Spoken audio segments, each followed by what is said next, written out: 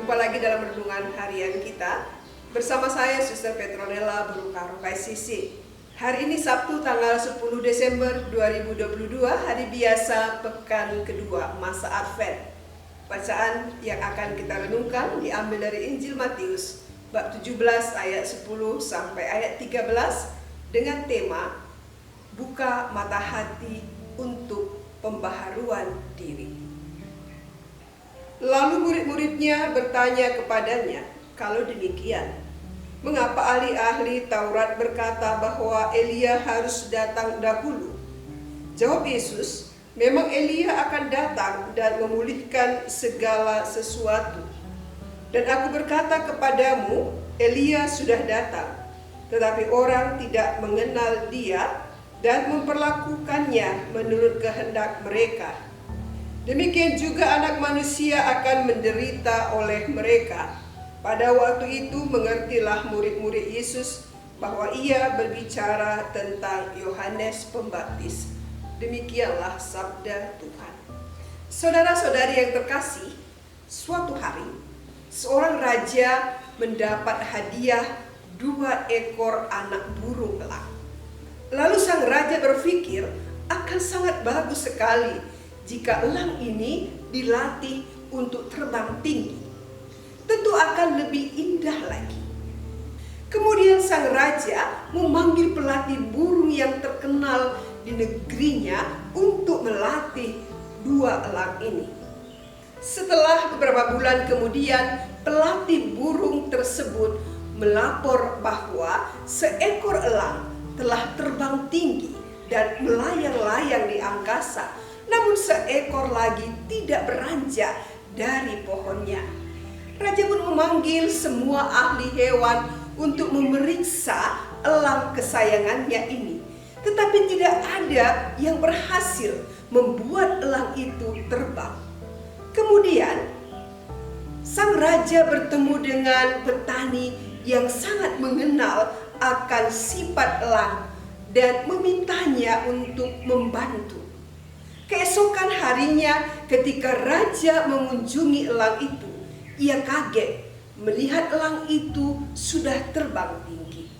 Dengan penuh penasaran, sang raja bertanya kepada petani apa yang ia telah lakukan. Petani pun menjawab, saya hanya memotong cabang pohon yang selama ini dihinggapinya karena dahan itulah yang membuatnya nyaman.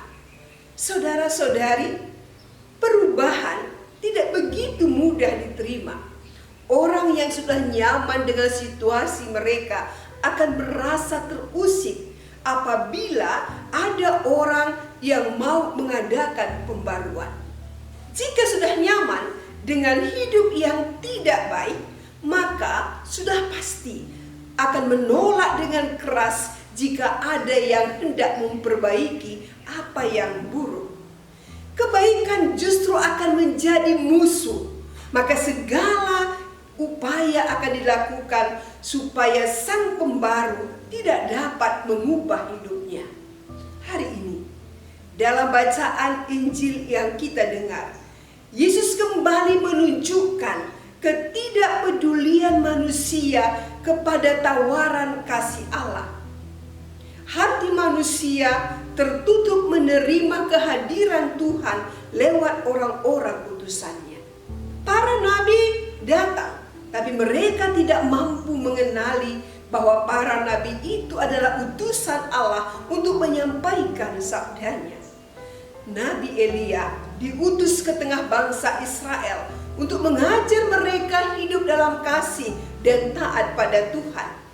Sebagai seorang nabi, Elia telah menjadi corong kebenaran.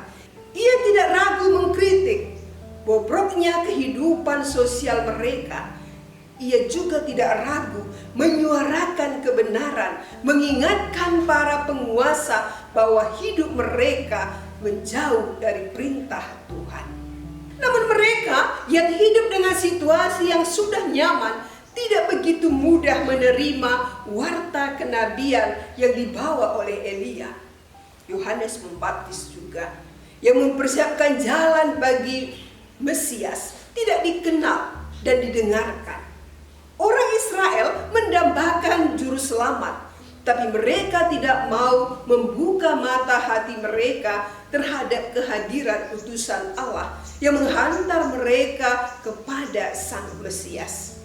Warta kenabian Yohanes Pembaptis menjadi ancaman para penguasa. Karena ini ia ditangkap, dipenjara, dan mati dengan cara dipenggal kepalanya. Maka saudara-saudari yang terkasih, menjadi pertanyaan untuk kita renungkan. Apakah kita berani menjadi seperti mereka, menyuarakan warta kenabian? Resiko sudah pasti kita temui, dan tugas itu sangat berat. Apalagi di zaman ini, jangankan mengatakan kebenaran, menegur orang lain saja tidak selalu gampang. Namun demikian, kita tetap yakin bahwa di dalam Tuhan selalu ada harapan akan kebaruan. Maka masa Advent ini menjadi kesempatan berharga bagi kita untuk mengasah hati kita, batin kita, agar lebih terbuka lagi bagi rahmat dan kasih Allah yang ditawarkan kepada kita. Lebih berani lagi pada perubahan, lebih berani menyatakan kebenaran, dan menjadi saluran rahmat kasih-Nya bagi sesama. Dengan demikian, kita ikut terlibat dalam melapangkan jalan bagi kedatangan Tuhan yang menyelamatkan.